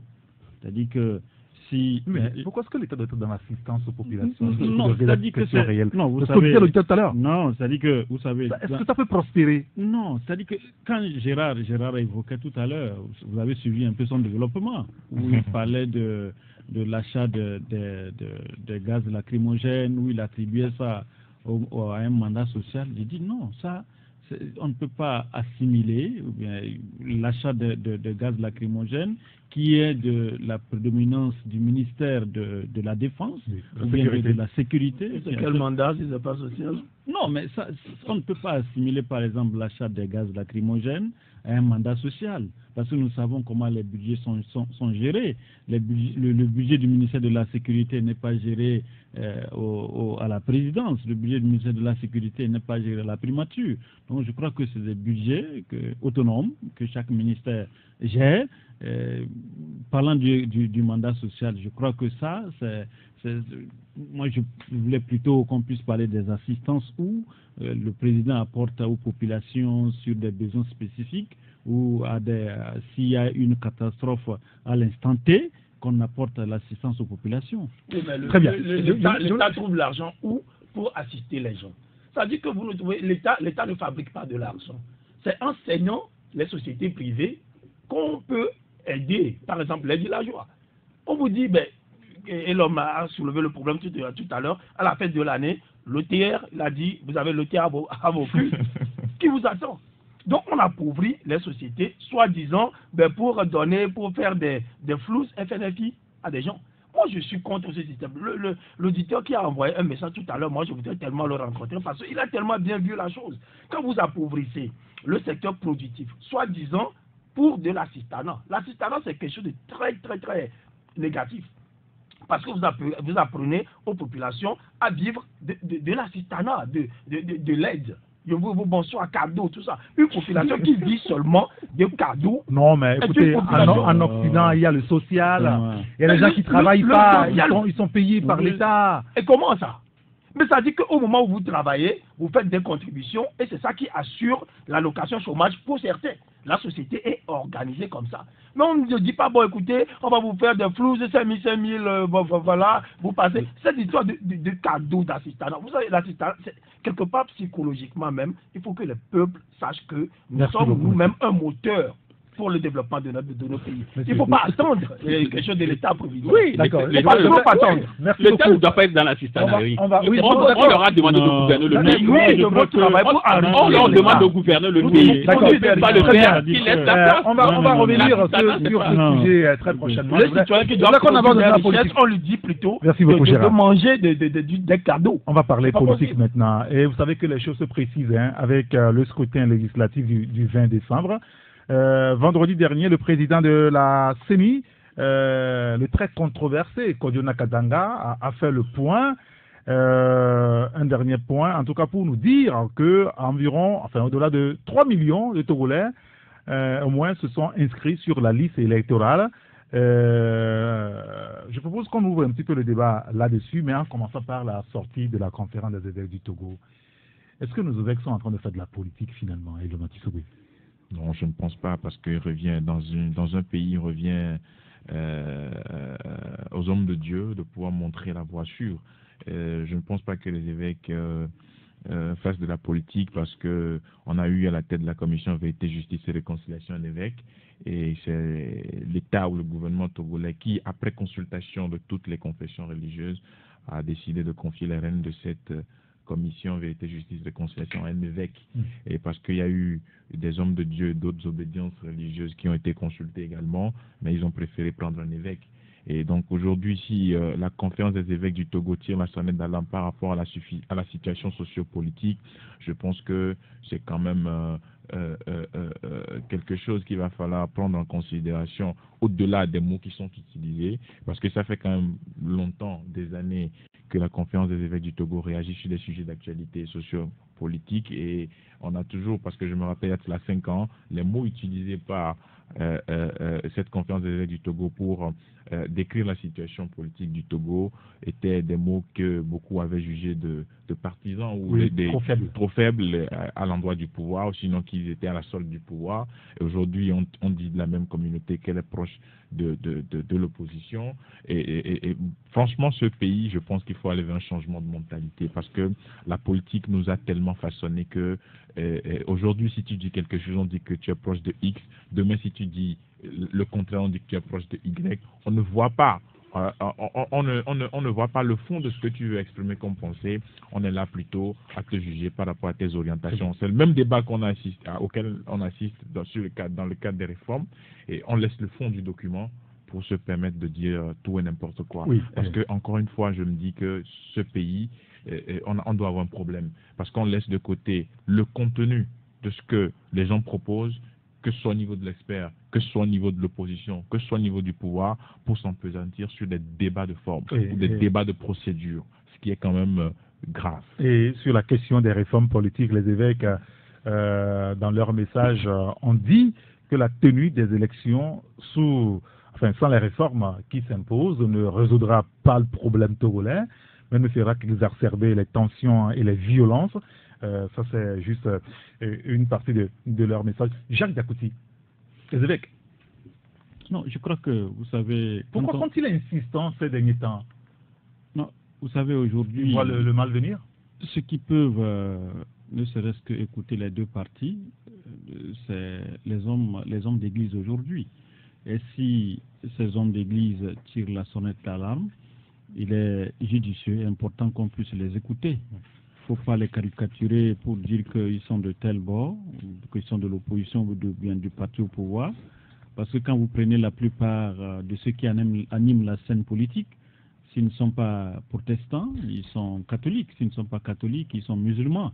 Donc je crois qu'aujourd'hui, il est important que si les hommes d'église sont en train de tirer la sonnette d'alarme pour dire que, attention, il y a problème, il faut quand même les écouter.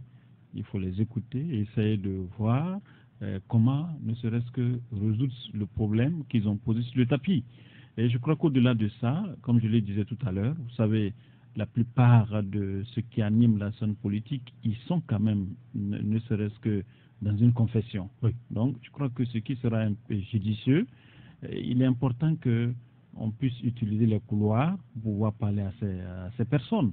Parce qu'aujourd'hui, nous remarquons que ni la carte politique de l'opposition, ni le parti au pouvoir, personne ne peut prendre l'initiative.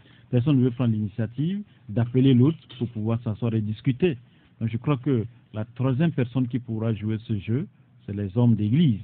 Je crois qu'il leur incombe aujourd'hui, au-delà des communiqués qui font sortir, il est important aujourd'hui également et qu'ils puissent voir comment ils peuvent jouer aujourd'hui la médiation. Il faut agir, appeler le parti au pouvoir, appeler l'opposition à discuter, à dialoguer.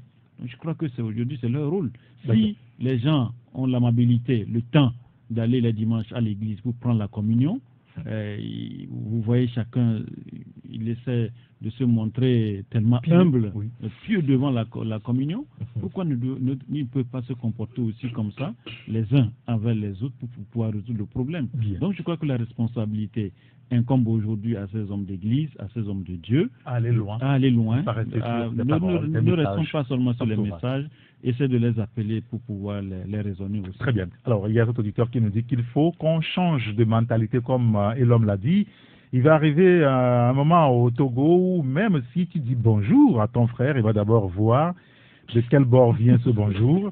Les évêques sont dans leurs droits et ils sont avant tout des citoyens togolais. Juste un mot là-dessus pour aller très vite, Gérard. Non, moi je veux dire que l'Église a toujours fait de la politique. Quand vous visitez l'histoire, les cardinaux, tout ça là, c'est eux qui ont fait la politique en Europe. Ça, c'est pas quelque chose de nouveau. Et surtout, il y a quelque chose qu'on appelle la théorie de la libération, qui est née pratiquement en Amérique latine.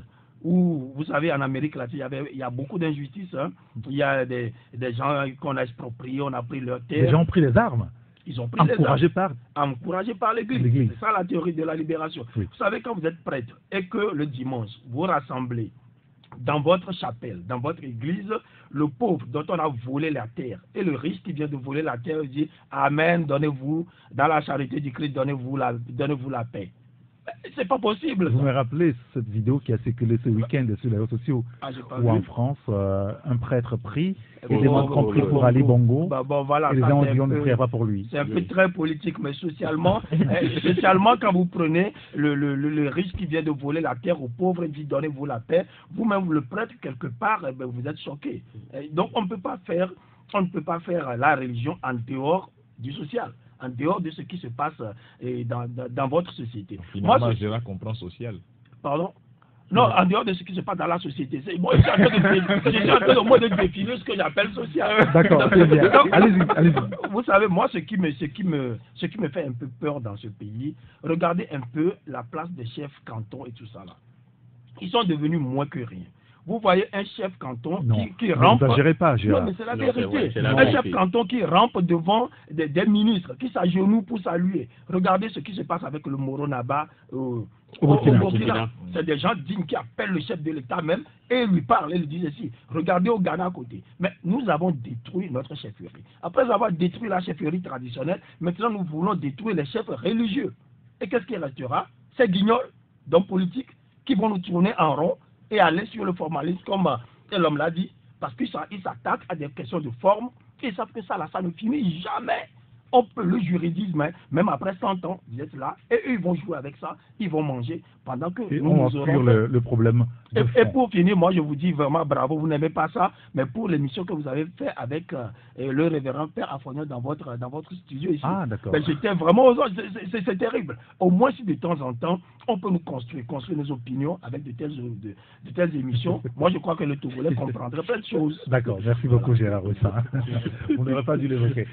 Sylvestre, très rapidement, et puis je voulais vous poser une question essentielle. Non, moi je crois que c'est une démarche responsable des religieux. Vous savez, à un moment donné, lorsque vous écoutez les départs, je crois que ce sont des autorités morales. Il faudrait quand même qu'ils donnent également leur point de vue sur le sujet. Et puis ils l'ont fait, mais il y a encore des individus qui ne comprennent pratiquement rien et qui essayent donc de tasser ces religieux-là comme des opposants. Ils épousent l'idée donc de la coalition et tout. Donc à un moment donné, il faudrait quand même qu'on sorte donc de ce caca-là. Voyez la vérité en face et dites la vérité à vous-même et au peuple. Donc à un moment donné, je crois que les évêques sont dans leur rôle. Souvenez-vous même de l'interview que Monseigneur Bariga a accordé au journal français La Croix en 2014, où il disait qu'il faut juste une intercelle pour embrasser le Togo. Donc aujourd'hui, ils sont dans leur logique. La dernière fois, ils l'ont encore dit, que l'horizon n'est pas serein. Donc aujourd'hui, je crois que ils sont donc dans une logique, dans une logique de prévention que de solution pour régler la crise. Donc aujourd'hui, il faudrait quand même que le pouvoir public, surtout, intègre ce que disent ces autorités morales-là pour qu'on puisse finalement sortir de la crise. Mais essayer encore de les caricaturer, de prendre sous le cliché, sous le pseudo d'opposants et tout, je crois que c'est fausser le débat. Ça ne permettra pas d'avancer véritablement. Alors l'autre sujet aussi aujourd'hui, c'est que nous avons clairement une idée sur les forces en présence pour les élections à venir. Il y a UNIR, bien entendu, qui est présente dans 22 circonscriptions, il me semble sur les 30. L'Union, enfin moi ce que je me trompe pour avoir compté, l'Union des forces de changement également fait partie des candidats, le NET bien entendu, PDP, MRC, le MPDD. Alors pour ceux qui ne le savent pas ou ne l'ont pas encore intégré, c'est l'ancien OBU. Alors Clé aussi fera route, il y a la CPP et puis il y a 27 listes indépendantes. Alors quand on a scruté ces listes indépendantes, on a vu qu'il y a des gens qui sont mécontents dans un parti pour n'avoir pas été choisis, ils sont constitués en groupe indépendant. Je vous en dirai pas plus. Il y a la Cour constitutionnelle qui a quand même rendu public la liste ou les listes et tout ça là hier, et donc on s'en est aperçu de beaucoup de choses. Alors quand on prend tout cela, on se rend compte que c'est vrai que la C14, aucun des membres de la C14 n'est pas dans le starting block, Jacques. Oui, c'est pas étonnant. Non, vous savez, ils avaient parlé des réformes avant les élections. Et comme il n'y a pas eu la réforme, ils ont dit qu'ils n'iront pas à ces élections. Je crois que l'autre paire de manches, vous venez de l'évoquer tout à l'heure. Vous savez, moi je serais à la place des autorités, que j'allais tout faire pour que la C14 participe à ces élections.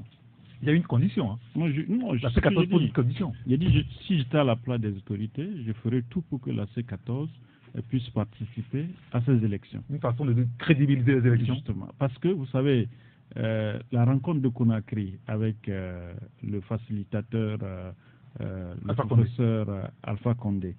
Le professeur Alpha Condé avait pesé lourd dans la balance pour que la C14 puisse participer à ces élections. Vous savez, s'il y a une prorogation de 3 jours pour que les populations puissent encore s'enregistrer, c'est le président Alpha Condé qui avait proposé ça. Et quand ils sont revenus, vous avez vu comment l'accélération au niveau de la nomination des autres membres de la coalition à la CENI. Et je crois que Alpha Condé avait tout fait pour que cette C14-là puisse participer à ces élections. Et vous avez vu l'allure à laquelle les choses avançaient, où à un moment donné, bon, finalement, la C14 a refusé parce que la C14 ne voudrait pas que ses membres aient prêté serment devant la Cour constitutionnelle. Et finalement, c'est là que les choses ont commencé. Et ils avaient parlé également du découpage électoral. Mais je crois que si moi, c'est l'analyse personnelle que j'ai eu à faire, si autant que la C14 avait réclamé à ce qu'on puisse revoir la composition de la CENI, si cela a été fait, si l'UFC n'avait pas eu à faire tergiverser, je crois que la C14 devait participer à ces élections, même s'il n'y avait pas ce découpage électoral. Ça, c'est mon point de vue personnel. Parce que, à l'allure où allaient les choses, je crois que la C14 pouvait aller à ces élections. Mais malheureusement, je crois que c'est un constat quand même. Alors, et la C14 dit non seulement boycotter le scrutin à venir, là on le voit déjà, puisque aucun des partis de ce regroupement n'a fait acte de candidature. Elle compte même bloquer, sinon empêcher la tenue de ce scrutin. D'ailleurs, on a annoncé 4 jours de manifestations dans le pays, pas qu'à Lomé, dans tout le pays. L'autre débat, c'est par rapport donc au corps électoral. Vous savez que le gouvernement l'a convoqué avant qu'on ne connaisse même le nombre de ceux qui sont inscrits. Vendredi dernier, le président de la CENI nous a dit qu'un peu plus de 3 millions de Togolais ont quand même écrit leur nom sur la liste électorale. Et dans l'opinion, ça prête à sourire quand même. J'ai eu le temps de lire l'éditorialiste de Liberté ce matin, qui nous fait des comparaisons lui aussi, puisqu'on a vécu une semaine passée de comparaisons, de tests constitutionnels. Il dit, tenons quelques comparaisons pour démontrer que les chiffres annoncés par le Kadanga sont improbables. Tenez, par exemple, les élections du 25 juillet 2013, dans lesquelles s'étaient engagés tous les partis politiques, avaient enregistré 3 44 332 électeurs. Le parti présidentiel qui en était sorti grand gagnant s'était attribué 880 608 suffrages exprimés contre 894 094 voix pour l'ensemble de l'opposition. 2 ans plus tard, lors de la présidentielle du 25 avril 2015, le recensement électoral avait engendré un léger progrès avec 3 509 258 inscrits. Il est difficilement justifiable que pour le recensement électoral 2018 version kadangaise, comme boycotter la coalition des 14 partis de l'opposition, les organisations de la société civile et une frange importante des Togolais, on a pu enregistrer un nombre aussi élevé d'inscrits, c'est-à-dire 3 41 779 personnes. Et le Mathis Obé. Non, en fait, en réalité, le problème qui se pose, je pense que c'est le problème de 2020. Si vous voyez déjà bien... Oui, mais tout le monde sait que les élections législatives, ça va être une formalité. L'enjeu aujourd'hui, c'est 2020. Qui prendra le contrôle de 2020? Je pense que c'est ce qui se joue maintenant par rapport aux réformes constitutionnelles institutionnelles et par rapport à beaucoup de choses. Et moi, je l'ai dit que tout ce qu'on fait aujourd'hui, ça a trait aux réformes. Et si on nous a dit qu'aujourd'hui, au niveau du Parlement, peut-être que les lignes vont bouger, on ne sait pas encore, mais il faut un débat de fond sur les contenus, des propositions des uns et des autres. Et comme moi je l'ai dit, il faut quand même aller au-delà des clivages pour pouvoir s'asseoir, discuter face-to-face, enfin en anglais, faire face à face, pour voir ce qu'il y a lieu de faire. Et moi, quand je relis la proposition de l'expert, et quand je relis ce que le gouvernement propose, et par rapport aux propositions de loi qu'il y a eu au niveau des députés de l'opposition dans un passé récent, et je pense quand même qu'il va falloir faire une étude. Faites une étude comparative de tout cela. Vous allez voir qu'il y a des choses dont on peut s'asseoir et discuter véritablement. Et je prends par exemple une phrase simple dans la proposition de l'expert, l'article 59, et par rapport à l'article 59 du gouvernement, quand le gouvernement dit que le président, je cite, le président élu reste en fonction jusqu'à la prise de fonction effective de son successeur élu, et on ne retrouve pas ce bout de phrase dans la proposition ou dans le document de l'expert. Mais je pense que c'est cette disposition fondamentale qui permet aujourd'hui aux députés de continuer à exercer leurs fonctions et de poser des actes qui sont quand même des actes légaux, qui engagent la nation. Et donc cette disposition est une disposition très importante pour un pays. Et si aujourd'hui... Vous avez dit que ça se joue sur 2020 et cette fameuse phrase dans aucun cas, c'est vrai qu'il ne se retrouve pas dans le test du Sénégalais, voilà. Mais il y a on peut autre forme de ça. Non, on peut discuter de tout cela. Voilà, on peut s'asseoir et discuter. C'est pour que je dis, ce n'est pas quelque chose de fondamental. C'est-à-dire que le débat plutôt est quelque chose de très important au niveau du Parlement qu'on doit le faire. Et c'est pas dans la rue, c'est pas sur les réseaux sociaux, mais je pense qu'il faut s'asseoir, se faire mutuellement confiance pour discuter. On va donner la parole aux auditeurs dans 2 minutes. Oui. Maintenant, au-delà du boycott, au-delà de tout ce qu'il y a comme débat sur la proposition, sur le document de l'expert, etc. Et je pense que pour ma part, et par rapport à ce que la CENI a annoncé la dernière fois, moi j'ai toujours dit que ce délai du 20 décembre était intenable à cause du chronogramme qu'on n'avait pas. Mais la CENI a communiqué le chronogramme la dernière fois par rapport à la campagne qui est sur le 4 décembre, par rapport à beaucoup de choses. Mais je pense que pour ma part, on va aller vers un report. Parce que quand vous regardez bien le calendrier par rapport à toutes les discussions qu'il y a de part et d'autre, parce qu'on a appris qu'à Nana Akufo-Addo va rencontrer la coalition dans les prochains jours. On sait que le président de la République était Nana Akufo-Addo. Et on sait également que Nana Akufo, on dit que Nana Akufo est annoncé à Lomé dans les prochains jours. Et donc, je crois, pour ma part, qu'un report serait mieux pour pouvoir faire avancer les choses. Gérard, d'abord, très rapidement, sur le sujet. Non, moi, je dis seulement que la C14 ira aux élections. Pour moi, c'est une certitude. Vous avez lu le document de la Cour constitutionnelle hier? Ils ne sont pas là-dedans, là. Il ira aux élections, mais pas aux élections du 20 décembre, dans les conditions qu'on leur impose. C'est-à-dire que vous allez voir, dans les semaines, dans les jours à venir, il y aura plein de chamboulements, les réformes seront faites, les gens vont revenir à de meilleurs sentiments, et la C14 ira aux élections. Le reste, quand on parle de la constitution, des réformes, de ce que les Sénégalais ont fait, tout ça là, vous savez, c'est comme de l'amusement, c'est comme la roue. Ça a déjà été inventé. Ce n'est pas le Togo qui va inventer aujourd'hui la démocratie. La démocratie est déjà là, inventée. On a atteint un certain stade et tout le monde se conforme à ça. Mais dire que on a mis en aucun cas ici, on a fait ceci, c'est comme si nous voulons inventer notre démocratie à nous. Les gens ne veulent pas tout simplement. Il ne s'agit pas d'élaborer un bon test. Il s'agit d'aller à la démocratie. Certains sont réticents, on veut les pousser à y aller, c'est tout. À un moment donné, on y va, on les y poussera. Il y a eu cette histoire de médicaments à voir là, la semaine dernière. Écoutez, je donne la parole à Sylvestre et à Jacques tout à l'heure sur le sujet, mais on va prendre les auditeurs puisque franchement, si on ne les prenait pas aujourd'hui encore, ça va être quand même très grave. Et on va les écouter. Allô? Ah, lui, il est parti, ce n'est pas grave. On prend un autre sur l'autre ligne. Allô? Allô? Bonjour. Bonjour, cher ami, comment allez-vous? Ça va bien, vous? Ça va très bien. C'est monsieur? C'est Commis. Monsieur Commis, nous vous écoutons très rapidement. Si vous ne nous prenez pas aujourd'hui, ça serait une guerre. Oui, c'est sûr, on l'a compris. Vous avez la parole, allez-y, Commis. Nous voulons faire des analyses objectives sur le corps des journalistes. D'accord. Oui. Lorsque vous venez sur les médias, nous aimerons apprendre de vous des informations qui nous fortifient, pas des choses que nous voulons écouter nécessairement, mais des informations qui nous éclairent. Mais quand ça donne l'intention que vous êtes venu pour nous fermer les yeux, ça fait très mal. J'aimerais demander à notre frère Elom, la dernière fois, il parlait des révélations qu'il va faire sur la FPF. Pourquoi ça tarde à venir? La FPF? Oui. J'ai pu comprendre aussi que lorsque vous intervenez, les journalistes interviennent, ils gardent certaines informations. Les informations, ce n'est pas pour vous. C'est pour nous, les auditeurs. Donc, faites vos investigations très rapidement et donnez-nous les informations pour qu'on puisse avancer. Parfait. Je vais poser une question qui m'a intéressé. Oui, monsieur. J'aimerais répondre.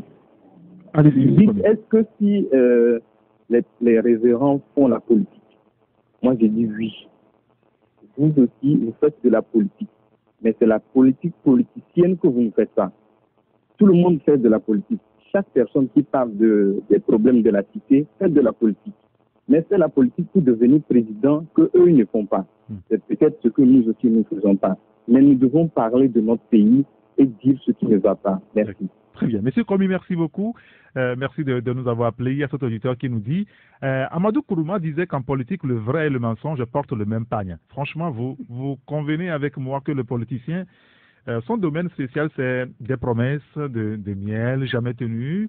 Et donc, vous ne vous prenez pas la tête. On a marre des beaux discours politiques. Quel mandat social? Les évêques ne sont pas des politiciens pour dire qu'une chose rouge, qu'elle est noire. Allô? Oui, alors bonjour. Bonjour. Bonjour les journalistes. Il vous écoute et il vous salue. C'est monsieur? C'est Antoine. Monsieur Antoine, nous vous écoutons. Ok, s'il vous plaît, je voulais que vous nous apportez plus de lumière sur quelqu'un qui fait quelque chose qui n'est pas bon. Tout le monde le dit. Et on le traite de politicien. Et notre citoyenneté, c'est où?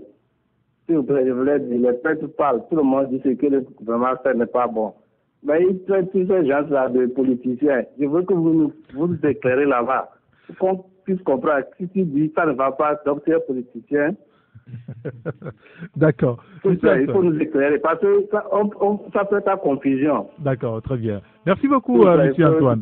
Il faut nous éclairer là-bas. Merci beaucoup. Merci de nous avoir appelés. Passez une excellente journée. On va d'abord prendre d'autres auditeurs et on verra si on peut répondre à la question.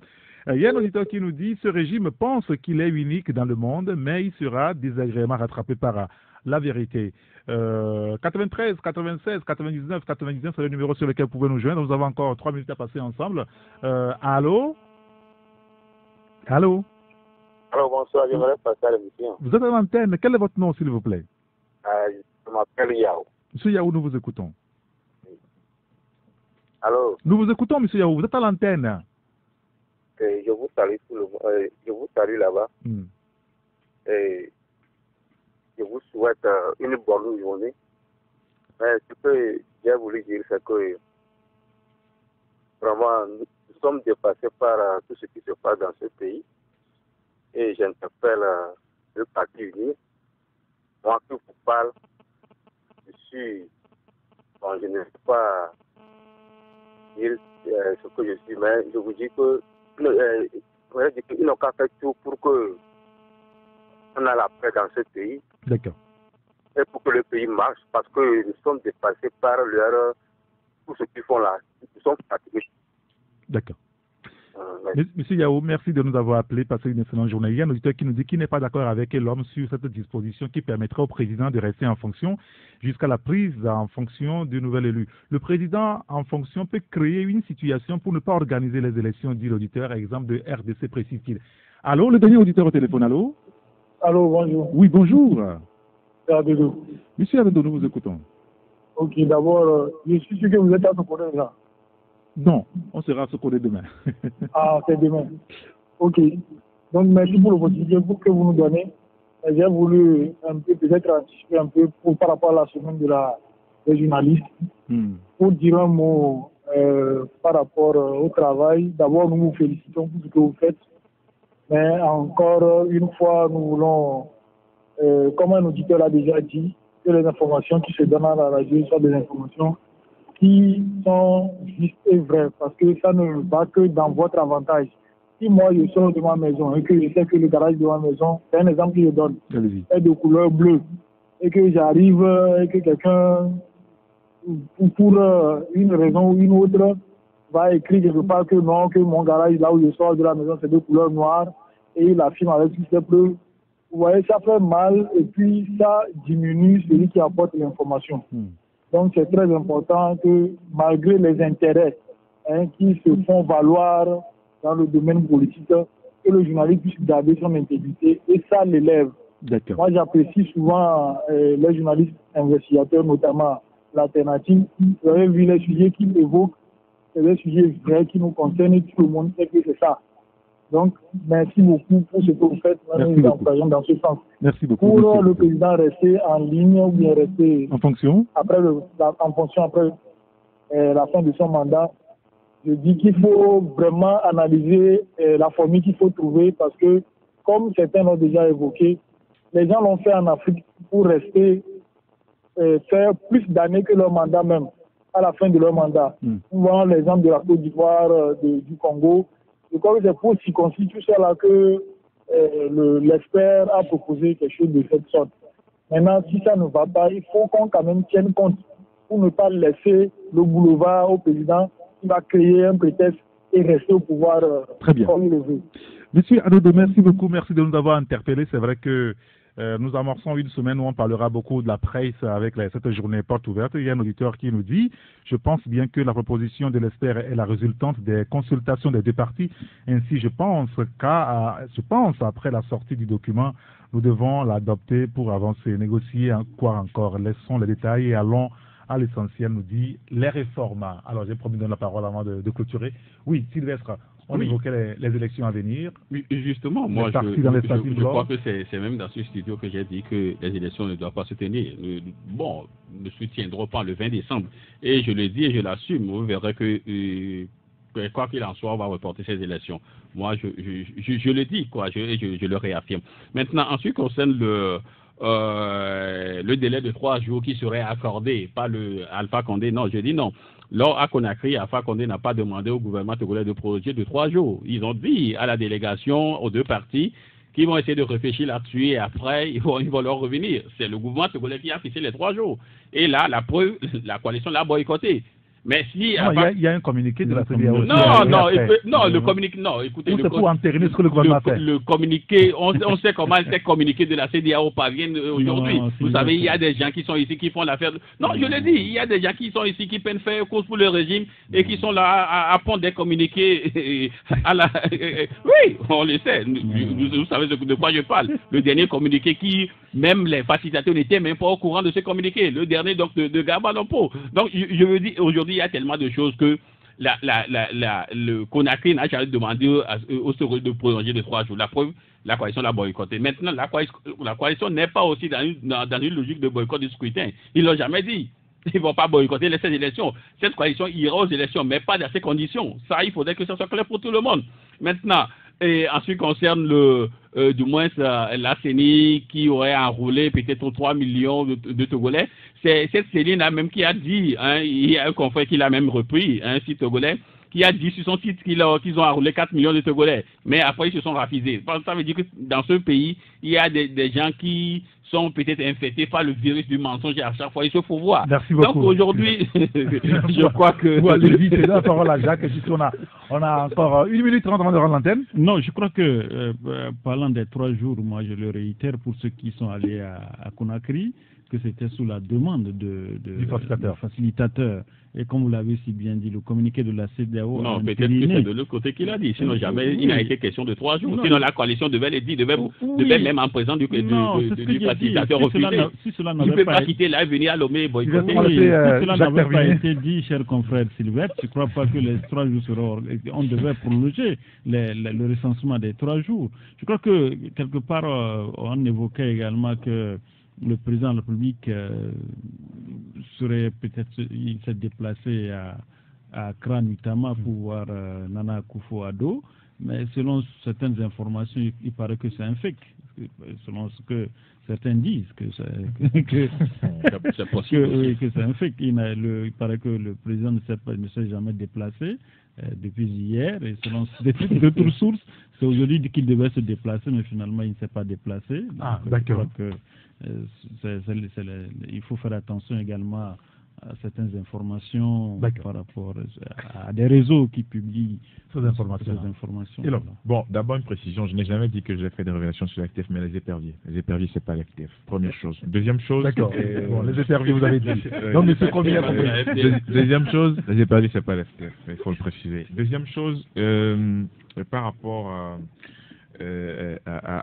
au fait qu'on ne donne pas toutes les informations. En fait, les journalistes ne sont pas là pour donner toutes les informations. Il y a des choses qu'on ne peut jamais dire. Mais en même temps, on comprend, M. Commis. Il a envie d'avoir des informations. Oui, mais il sent que vous les avez, mais que vous ne lâchez pas tout. Oui, mais c'est normal. C'est normal. C'est que dans toute démocratie, il y a des choses qu'on ne dit pas sur les antennes. On peut mettre le pays à feu et à sang. On veut construire le pays, on veut apaiser les situations, on veut garantir la paix pour nos pays et on est conscient du rôle que nous jouons. Nous ne sommes pas là pour appeler à la guerre, mais nous sommes là pour pouvoir construire le pays et faire l'apologie de la paix. Voilà. Maintenant, sur ce que Jacques a dit par exemple, et moi aussi j'ai lu sur les réseaux sociaux l'information, j'ai vu que des sites ghanéens ont publié les informations par rapport à cette visite avec des poignées de main. Voilà, donc bon, on va voir comment ça va se passer parce qu'on n'a rien compris de tout. Très bien. Merci beaucoup. Malheureusement, on ne peut plus continuer, on ne peut plus donner la parole à Gérard qui en voulait quand même. Bon. Merci beaucoup, Jacques Jacouti. D'accord, c'est promis. Merci beaucoup Jacques Jacouti, Gérard Roussan, Sylvestre Béni et l'homme Mathis Ogbe. Merci à Dia François qui a assuré la coordination technique. Appelez-moi ancien irrigateur. À demain. Merci d'avoir regardé la vidéo. Abonne-toi et partage la vidéo sur les réseaux sociaux, Facebook et WhatsApp.